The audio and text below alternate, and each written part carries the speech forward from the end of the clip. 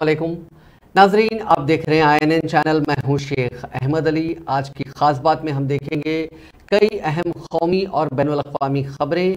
मुस्लिम फरीक ने उत्तर प्रदेश के वाराणसी के ज्ञानवापी कैंपस में वाक़ श्रृंगार गौरी की रोज़ाना पूजा करने का मुतालबा करने वाली एक अर्जी पर हाई कोर्ट के फैसले को सुप्रीम कोर्ट में चैलेंज किया। इलाहाबाद हाई कोर्ट ने श्रृंगार गौरी की रोजाना पूजा करने का मुतालबा करने वाली अर्जी को काबिल समाअत करार दिया है। मुस्लिम फरीक इलाहाबाद हाई कोर्ट के हुक्म को चैलेंज करने वाली अर्जी पर पीर यानी 24 जुलाई को सुप्रीम कोर्ट से जल्द समाअत का मुतालबा करेगा। इसके अलावा ज्ञानवापी अंजुमन इंतजामिया मस्जिद कमेटी वाराणसी की जिले अदालत से जुमा 21 जुलाई को अहाते की ASI से साइंसी सर्वे यानी सीरी इलाके को छोड़कर के हुक्म को भी सुप्रीम कोर्ट में पेश करेगी।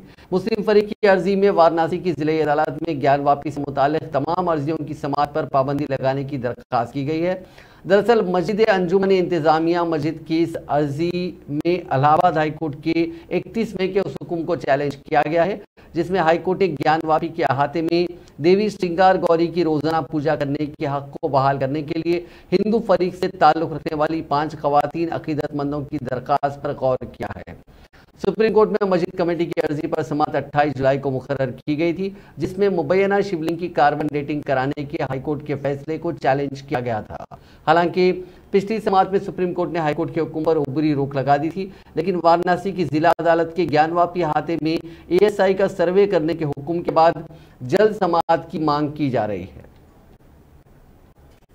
मणिपुर में तकरीबन 3 माह से जारी तशद्दुद की आग मुसलसिल भड़क रही है। ताज़ा तरीन तशद्दुद बिष्णुपुर जिले के तिरुबंग ग्राम पंचायत में पेश आया, जहां 2 ग्रोहों के दरमियान फायरिंग हफ्ते की शाम दीर्घ गोलियों का तबादला हुआ। इस दौरान खवातीन ने सड़क ब्लॉक करके टायर जलाए। रिपोर्ट्स के मुताबिक कुकी बरादरी के 100 से ज्यादा अफराद ने मैती बरादरी से ताल्लुक रखने वाले कुछ मकानात और एक स्कूल को नजर आतिश कर दिया। सिक्योरिटी फोर्सेज ने मौके पर पहुंचकर हालात को काबू में किया। कुंभी के BJP MLA ए सनासम प्रेमचंद्र सिंह ने कहा कि सभी चोराचंदपुर जिले से आए थे और अचानक हमला किया। ख्याल रहे कि मणिपुर में जारी तशद्दुद में अब तक 150 से ज्यादा लोग अपनी जान गंवा चुके हैं और कई लोग जख्मी हुए हैं। हाल ही में कुकी ब्रदरी से ताल्लुक रखने वाली 2 खवातीन की सड़क पर बरहना परेड कराने की वीडियो मंजर यहाँ पर आई थी, जिसने पूरे मुल्क में हलचल मचा दी थी। एक जमहूरी मुल्क में फिरका परस्ती के लिए कोई जगह नहीं होती है, लेकिन मुल्क में फिरका परस्ती का जो रुझान इस वक्त जारी है वो इंतहाई तशवीशनाक और अफसोसनाक है। और फिरका परस्ती के नाम पर मणिपुर जैसे पेश आ रहे वाकयात पूरी दुनिया में मुल्क के लिए बाइस से हजीमत बन रहे हैं। इन बातों का इजहार नेशनल कॉन्फ्रेंस के सदर डॉक्टर फारूक अब्दुल्ला ने आज लाल बाजार श्रीनगर में एक तकरीब के दौरान वहां मौजूद लोगों से खिताब करते हुए किया। उन्होंने कहा कि मुल्क में फिरका परस्ती का खिलाफमा करने के लिए सही सोच रखने वालों में इत्तेहाद व इत्तेफाक लाजमी है और इसीलिए हमें जाती मफादात की कुर्बानी देने से गुरेज नहीं करना चाहिए।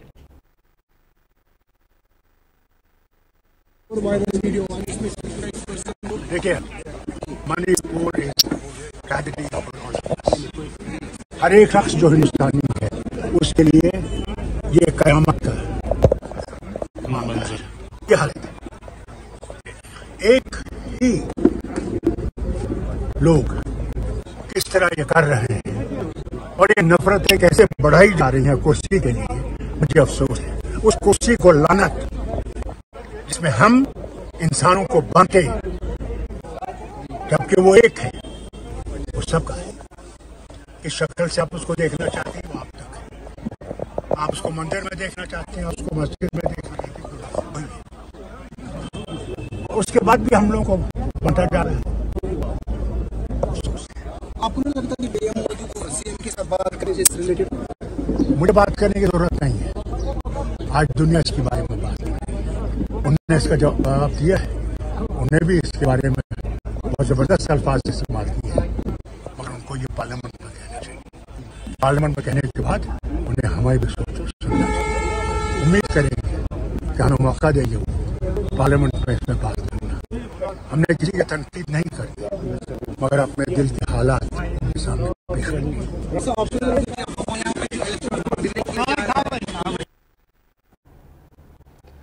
कांग्रेस की दिल्ली यूनिट ने इतवार को मणिपुर बहरान और राहुल गांधी को लोकसभा रुकन के तौर पर नाअहल करार दिए जाने को लेकर बीजेपी की क़यादत वाली हुकूमत के खिलाफ मौन सत्याग्रह यानी खामोश एहतजाज का एहतमाम किया। पार्टी की दिल्ली यूनिट के सरबराह अनिल कुमार चौधरी की क़यादत में बड़ी तादाद में कांग्रेस आई थी और पार्टी कारकुनों ने सियाह पट्टी बांधकर जंतर मंतर पर एहतजाजी मुजाहरा किया। चौधरी ने कहा कि मरकजी हुकूमत की तानाशाही मणिपुर में 2.5 महीने से ज्यादा वक्त से चल रहे फिरका वाराना तशद्दुद और राहुल गांधी की गरीबों के लिए उठाई गई आवाज को दबाने के लिए बीजेपी की कोशिश के खिलाफ मौन सत्याग्रह किया गया। ख्याल है कि कांग्रेस मौजूदा सूरत हाल के लिए मणिपुर में एन बीरेन सिंह हुकूमत को कसूरवार करार दे रही है और सोशल मीडिया पर 2 खवातीन को बरहना करने, परेड कराने और जिनसी तौर पर हरासा करने की वीडियो सामने आने के बाद उसने बीजेपी पर हमला तेज कर दिया है।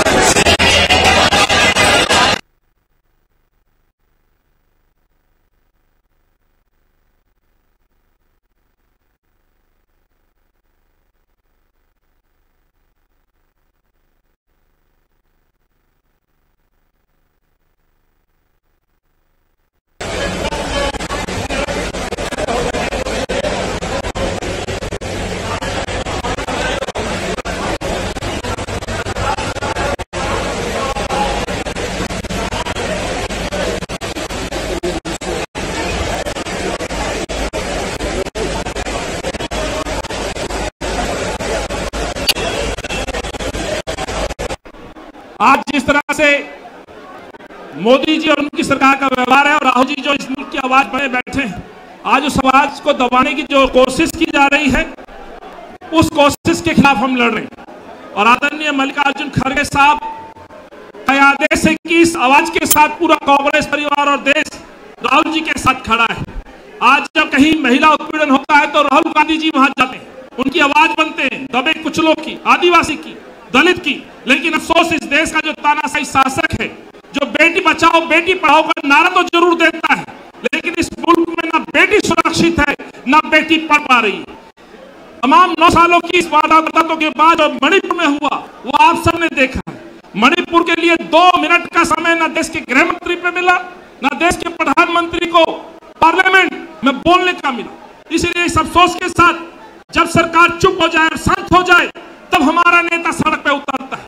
याद होगा, आप सबको याद होगा, राहुल गांधी वो व्यक्ति है जो मणिपुर में जाकर के वहां के हालातों का जायजा लेते हैं।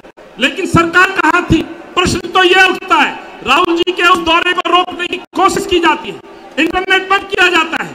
साथ ही ये घटना इस मुल्क को शर्मसार करने वाली है। जो लोग कहते हैं इस मुल्क का नाम रोशन किया, तो माफ करिएगा, इस तरह का नाम रोशन यदि भाजपा कर रही है तो यह नाम हमें नहीं चाहिए। इस दरिंदगी को पूरे विश्व ने देखा है। आज मोदी सरकार, भाजपा सरकार को इस देश को बदनाम करने का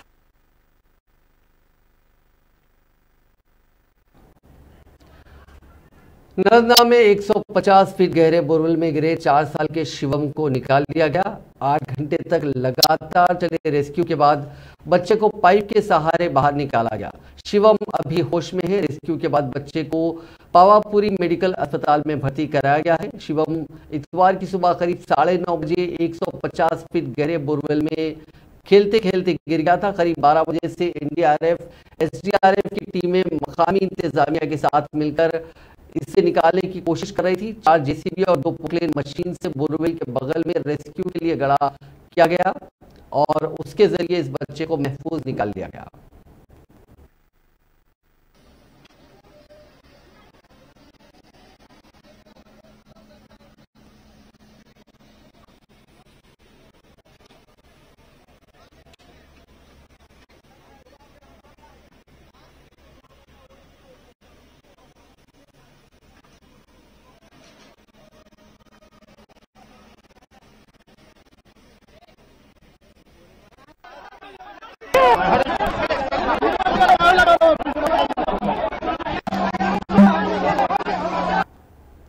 दिल्ली में यमुना नदी का लेवल फिर खतरे के निशान से ऊपर पहुंच गया है। इतवार की सुबह हथनीकुंड बैरेज से 2 लाख क्यूसेक पानी छोड़ने के बाद पानी का लेवल सुबह 7 बजे 205.8 205.81 यानी 205.81 मीटर तक था, लेकिन शाम 4 बजे वाटर लेवल खतरे के निशान 205.33 मीटर से ऊपर निकलकर 206.31 मीटर पर पहुंच गया।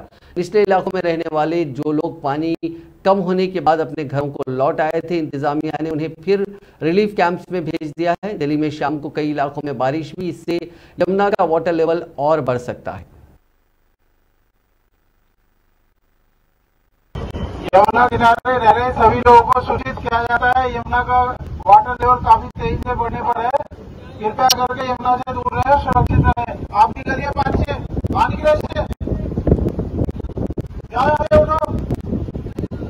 चलो, अरे भागी ये तो पता नहीं है नहाने की जगह है तुम्हारी, भाषण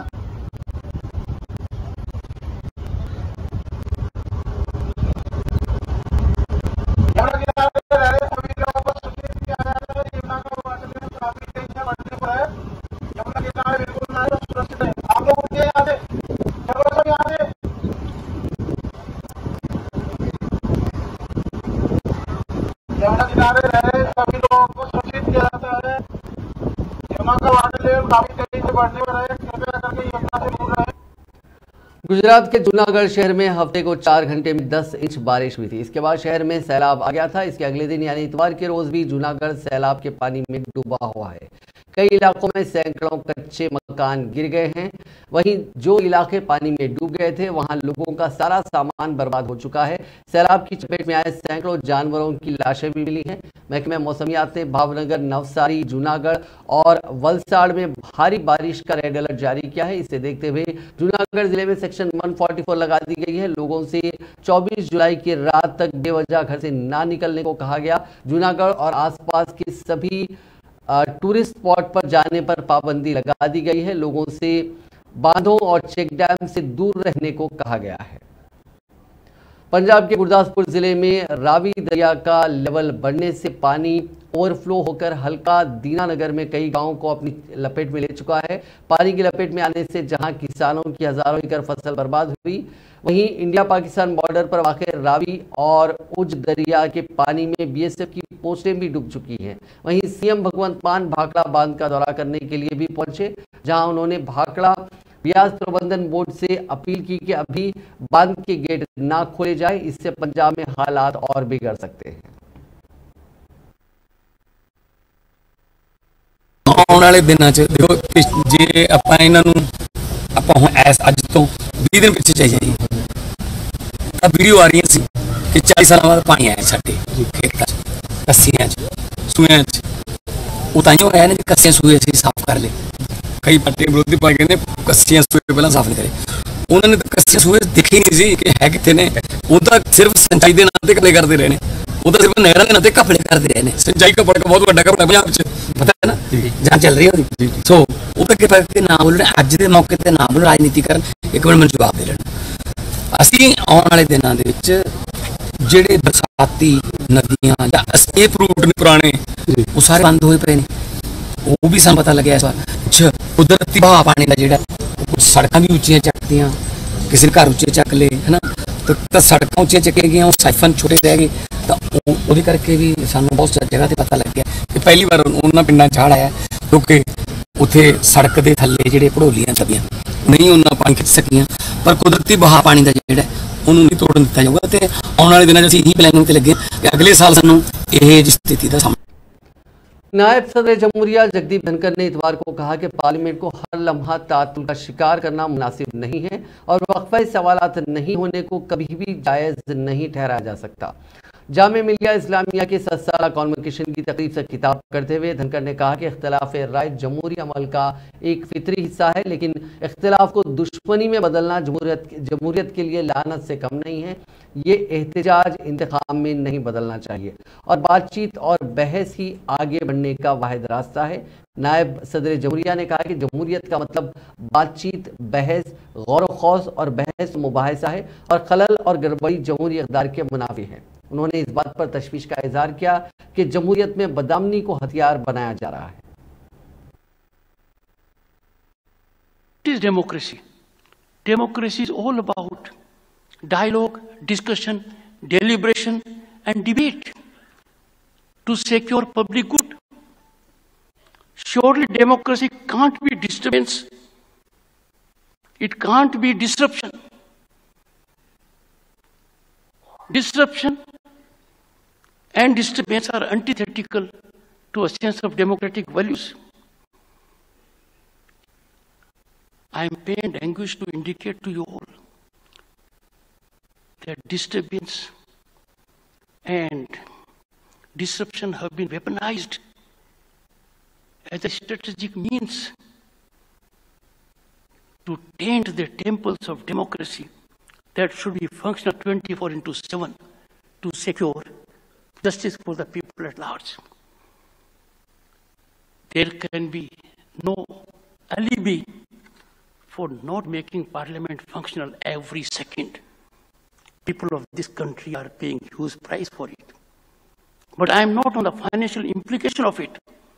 I am on the larger issue. When there is disruption in Parliament on a particular day, there can't be question hour. Question hour is a mechanism to generate accountability and transparency in governance. The government is obligated to respond to every question and to the supplementaries that are raised. This goes to enormous benefit of governance. Everyone is on track. Not having a question hour can never be rationalized when you think in terms of democracy. इत्तलात और नशरियात के मरकजी वजीर अनुराग ठाकुर ने community radio को वसाइल और माली मदद के बगैर कौम की खिदमत की मिसाल करार देते हुए आज कहा कि इस मीडियम ने दौरे इफ्तादा और दूर दराज इलाकों में तालीम और बेदारी फैलाने और उन मसाइल के हल तलाश करने में अहम किरदार अदा किया जिनको मीडिया ने छुआ नहीं है। ठाकुर ने आज यहाँ Indian institute of mass communication में कौमी नशरियाती दिन के मौके पर मुनक़िदा 2 रोज़ा इलाक़ाई कम्युनिटी रेडियो कॉन्फ्रेंस के इफ्तिताही इजलास से खिताब किया। इस दौरान उन्होंने 8वें और 9वें नेशनल कम्युनिटी रेडियो अवार्ड्स पेश किए। इस मौके पर खिताब करते हुए अनुराग ठाकुर ने कहा कि कम्युनिटी रेडियो स्टेशन वज़ीर आज़म नरेंद्र मोदी के जिन भागीदारी जन आंदोलन के विजन को अमली जामा पहनाने में अहम किरदार अदा करते हैं। ये स्टेशन ऑल इंडिया रेडियो की कोशिशों की तकमील करते हैं और आफात के दौरान अपने सामाईन को मालूमात फराहम करने में अहम किरदार अदा करते हैं। के 8 कर दिया है और अब 4 साल की बजाय 6 महीने से कम समय में आपको CRS यानी कि कम्युनिटी रेडियो स्टेशन का लाइसेंस मिलता है। ये किसी ने किया है, ईज ऑफ डूइंग बिजनेस तो नरेंद्र मोदी जी की सरकार ने किया है। लेकिन हमारा प्रयास और है कि हम इसको और दिन कम करें। ये सारी प्रक्रिया हमने ऑनलाइन कर दी है। पहले आपको एप्लीकेशन 5 हार्ड कॉपीज देनी पड़ती थी डॉक्यूमेंट्स की, स्क्रूटनी एप्लीकेशन की और सबमिशन होती थी। फिर आपको क्लियरेंस लेनी पड़ती थी WPC से लेके MHA से, MOD से लेके, फिर फिजिकल स्क्रीनिंग कमेटी आपकी होती थी, इंटर मिनिस्ट्रियल कमेटी होती थी, लेटर ऑफ इंटेंट इशू होता था, फलाना करके 13 कदम थे। अब हमने ऑनलाइन कर दी है। ब्रॉडकास्ट सेवा पोर्टल पर कोई हार्ड कॉपी आपको नहीं देनी पड़ती और इसके कारण ये बहुत बड़ा बदलाव आया है। और सरल संचार पोर्टल के साथ हमने इसको जोड़ दिया है ताकि समय कम लग सके। मित्रों, क्योंकि जैसा मैंने पहले कहा कि कम्युनिटी रेडियो स्टेशन एक अपने आप में बहुत बड़ी भूमिका निभा रहा है और ये जो मीडियम ऑफ हमारा कम्युनिकेशन है ये देश में जो विकास हो रहा है उसकी जानकारी भी देता है और विकास करने में आपका योगदान और सहयोग क्या है उस दिशा में भी हम काम कर रहे हैं। प्राइवेट सेक्टर में भी लगभग 388 प्राइवेट FM रेडियो स्टेशन हैं, 113 शहरों में चल रहे हैं, 26 राज्यों और 5 यूनियन टेरिटरीज में है। और गवर्नमेंट ने अब कुछ और कदम उठाने जा रही है कि हम 808 चैनल्स की ऑक्शन 284 शहरों के लिए 3rd batch of e auction में आने वाले समय में करेंगे ताकि रेडियो का और विस्तार देश भर में हो सके। हमने रेडियो के लिए बजट में भी विशेष प्रावधान किए हैं और हाल ही में ऐसे देश के कोने कोने में FM स्टेशंस लगवाए, टावर्स लगवाए ताकि वहां पर रिले सेंटर शुरू हो सके और लोगों तक उसको पहुंचाया जा सके। आज लगभग 82% से ज्यादा एरिया कवर्ड है। 90% से ज्यादा लोगों तक, 92% से ज्यादा लोगों तक हमारा FM की रीच है। वेस्ट बंगाल के आसनसोल में आश्रम मोड़ इलाके के सुपरमार्केट में आग लग गई। आग पर काबू पाने के लिए मौके पर कई फायर टेंडर्स को भेजा गया।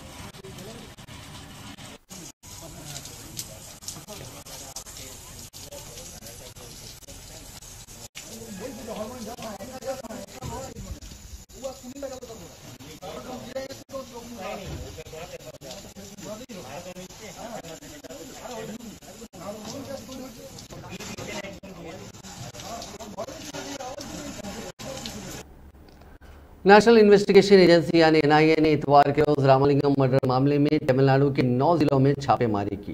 जांच एजेंसी ने 21 जगहों पर तलाशी मुहिम चलाई। एनआईए के अहदेदारों ने बताया कि बैंड पीएफआई के 5 फरार मुजरिमीन के घरों पर छापेमारी की गई। इनमें कई दस्तावेज और डिजिटल इक्विपमेंट बरामद किए गए हैं। 5 फरवरी 2019 को रामलिंगम का कत्ल कर दिया गया था। 6 फरवरी को तमिलनाडु के तंजावुर जिले के तिरुविदाई मारुथुर पुलिस स्टेशन में केस दर्ज मामले की जांच शुरू की गई है। एनआईए ने 7 मार्च 2019 को जांच अपने हाथों में ली थी। एजेंसी ने बताया कि ताया कि रामलिंगम का कत्ल का मकसद मजहबी तबकात के बीच दुश्मनी को बढ़ावा देना और बदला लेना था, क्योंकि वो लगातार जबरन मजहब तब्दीली की मुखालिफत कर रहे थे। इसी वजह से रामलिंगम का कत्ल कर दिया गया था। मामले में 2 अगस्त 2021 को एनआईए ने मामले में फरार चल रहे पीएफआई के मेंबर रहमान सादिक को गिरफ्तार किया था। श्योपुर के कूनो नेशनल पार्क में लगातार हो रही चीतों की मौत से इंतजामिया काफी तशवीश में है। खुले जंगल में घूम रहे सभी चीतों को ट्रैंक्विलाइजर कर एक के बाद एक बड़े बाड़े में शिफ्ट किया जा रहा है। अब तक 11 चीते बड़े बाड़े में लाए जा चुके हैं। नमीबिया, साउथ अफ्रीका के स्पेशलिस्ट और महकमे जंगलात की टीम उनका मेडिकल चेकअप कर रही है। 6 चीतों की रेडियो कॉलर आईडी भी हटा दी गई है। स्पेशलिस्ट टीम के मुताबिक 22 जुलाई को पवक चीते को बड़े बाड़े में लाया गया। शुरुआती जांच में उसे पूरी तरह सेहतमंद पाया गया। अभी उसे बड़े बाड़े में ही रखा जाएगा। Divisional forest officer Prakash Verma ने इतवार के रोज एक प्रेस नोट जारी करके इसकी जानकारी दी। बताया गया कि कूनो नेशनल पार्क के बड़े बाड़े में 6 नर और 5 मादा समेत जुमला 11 चीते हैं। बाकी 4 चीते खुले जंगल में हैं। एक बच्चे को अलग रखा गया है। इनका भी एक एक करके इनकी सेहत का एग्जामिनेशन किया जाएगा। महाराष्ट्र के गोंदिया में एक बिजनेसमैन से ऑनलाइन सट्टे में 58 करोड़ रुपए की धोखाधड़ी हुई। मामले में पुलिस ने हफ्ते के रोज मुलजिम के घर छापा मारा तो वहां से 17 करोड़ कैश, 14 किलो सोना और 200 किलो चांदी बरामद हुई। पुलिस ने बताया कि अनंत जैन नाम के एक क्रिकेट बुकी ने एक ऑनलाइन गैम्बलिंग प्लेटफॉर्म बनाया था। इस प्लेटफॉर्म के जरिए ही उसने इस ठगी को अंजाम दिया। पुलिस का कहना है कि छापे से एक दिन पहले ही वो दुबई भाग गया था। नागपुर पुलिस कमिश्नर ने बताया कि मुलजिम अनंत जैन ने बिजनेसमैन को ज्यादा पैसे कमाने का लालच देकर ऑनलाइन सट्टा खेलने के लिए मनाया। शुरुआत में बिजनेसमैन ने हवाला एजेंट के जरिए 8 लाख रुपए अनंत जैन को ट्रांसफर किए। जैन ने बिजनेसमैन को ऑनलाइन गैम्बलिंग अकाउंट खोलने के लिए व्हाट्सएप पर एक लिंक भेजी। बिजनेसमैन ने 8 लाख रुपए के साथ सट्टा खेलने की शुरुआत की। गैम्बलिंग की शुरुआत में बिजनेसमैन को फायदा हुआ, लेकिन बाद में वो हारने लगा। जुमला मिलाकर उसने सिर्फ 5 करोड़ रुपए कमाए, वहीं 58 करोड़ रुपए गंवा दिए। बिजनेसमैन को शक हुआ कि ज्यादातर मौकों पर वो हार ही रहा है, तो उसे अपने पैसे वापस मांगे, लेकिन जैन ने मना कर दिया। इसके बाद बिजनेसमैन ने पुलिस में शिकायत दर्ज कराई।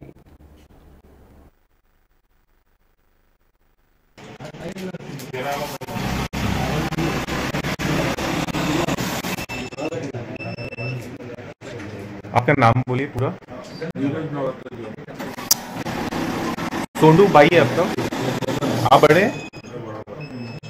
आपके सामने ही पूरा चालू है गिनना, कोई परेशानी?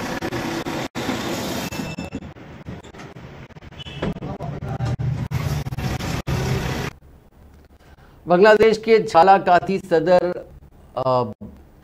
के इलाके में एक बस हादसे का शिकार हो गई। इस हादसे में करीब 17 लोगों की मौत हो गई है, जबकि 35 लोग जख्मी हैं। हादसे में मरने वालों में 3 बच्चे और 8 खवातीन हैं। Barisal division commissioner MD Shaukat Ali ने इसकी जानकारी दी है। जख्मी हुए लोगों ने हादसे के लिए ड्राइवर की लापरवाही को जिम्मेदार ठहराया। उन्होंने कहा कि बस में कैपेसिटी से ज्यादा लोग सवार थे, जिसकी वजह से वाकया पेश आया। एक रिपोर्ट के मुताबिक बशार स्मृति परिवहन की एक बस हफ्ते की सुबह 9 बजे फिरोजपुर के भंडरिया से बारिशाल के लिए निकली थी। बस में 52 पैसेंजर की कैपेसिटी थी, लेकिन ड्राइवर ने 60 लोगों को बस में बिठा लिया था। करीब 10 बजे बस इस हाईवे पर सड़क किनारे एक तालाब में गिर गई। मॉस्को के एक शॉपिंग मॉल में हफ्ते को गर्म पानी की पाइपलाइन फटने से 4 लोगों की मौत हो गई, जबकि 10 लोग जख्मी हो गए। मेयर सरजीव सुबियानी ने हादसे में मरने वालों के अफराद खानदान के तहत अफसोस इजहार किया। एक न्यूज एजेंसी के हवाले से रिपोर्ट आई कि पाइप फटने के बाद उबलता हुआ पानी मॉल के एक हिस्से में भर गया। इससे करीब 70 लोग जख्मी हो गए। एक मेडिकल ऑफिसर ने बताया कि हादसे में तकरीबन 10 लोग जख्मी हुए, जिनमें से 9 लोग अस्पताल में भर्ती हैं। अमेरिका के न्यूयॉर्क शहर में क्रेन की टक्कर लगने से ब्रुकलिन ब्रिज का स्टील बीम टूट गया। हादसा तब पेश आया जब क्रेन को जहाज पर रखकर ले जाया जा रहा था। क्रेन की ऊंचाई ज्यादा होने की वजह से वो ब्रिज से टकरा गई। इसका वीडियो सोशल मीडिया पर वायरल हो रहा है। एक रिपोर्ट के मुताबिक ये वाकया 19 जुलाई का है, हालांकि इसमें कोई जख्मी नहीं हुआ। शहर के फायर डिपार्टमेंट ने बताया कि स्टील बीम में दरार आने के बावजूद कोई ब्रिज को ज्यादा नुकसान नहीं पहुंचा है। ग्रीस 50 सालों में सबसे गर्म जुलाई के महीने से गुजर रहा है। टेम्परेचर 45 डिग्री सेल्सियस से ज्यादा है। इस बीच वहां रोडर्स आइलैंड में जंगलों में लगी आग से हालात और खराब हो गए हैं। 30,000 से ज्यादा लोगों को उनके घर से निकालकर महफूज जगह पर पहुंचाया गया है। लोगों की मदद करने और जंगल में लगी आग बुझाने के लिए हुकूमत, फौज और कोस्ट गार्ड की मदद ले रही है। ओहदेदारों का कहना है कि अभी तक किसी की जान नहीं गई है, लेकिन हालात काफी तशवीशनाक है। कई इलाकों में इमरजेंसी लगा दी गई है। एक रिपोर्ट के मुताबिक ग्रीस में 79 जगहों पर आग लगी है। इसे बुझाने के लिए 5 हेलीकॉप्टर और 173 फायर फाइटर्स को काम पर लगाया गया है। आग इतनी शदीद है कि उसमें अभी तक 35 स्क्वायर किलोमीटर का जंगल जलाकर राख कर चुकी है। पूरे मुल्क को अगले हफ्ते तक हाई अलर्ट पर रखा गया है। हीट स्ट्रोक के चलते 38 लोगों को अस्पताल में भर्ती कराया गया है। एलन मस्क के ट्वीट माफ कीजिएगा एलन मस्क के ट्विटर के सीईओ बनने के बाद से माइक्रो ब्लॉगिंग की इस वेबसाइट पर नित नई तब्दीलियां नजर आती हैं। अब उन्होंने इशारा दिया है कि वो ट्विटर का लोगो जो कि चिड़िया है तब्दील कर सकते हैं। एलन मस्क ने ट्वीट किया कि जल्दी हम ट्विटर ब्रांड और चिड़िया को गुड बाय बोल देंगे। एक और ट्वीट में मस्क ने लिखा कि अगर आज रात तक कोई बेहतरीन लोगो पोस्ट होता है तो वो कल से उसे लाइव कर देंगे, यानी ट्विटर का लोगो वही बन जाएगा। ट्विटर का नया लोगो अंग्रेजी का लेटर एक्स हो सकता है। दरअसल एलन मस्क को एक्स काफी पसंद है और उनकी कंपनियों के नाम में एक्स का इस्तेमाल कसरत से पाया जाता है। नाज़रीन, आज की खास बात में बस इतना ही। आपसे कल मुलाकात होगी नई खबरों के साथ। आप देखते रहिए INN चैनल।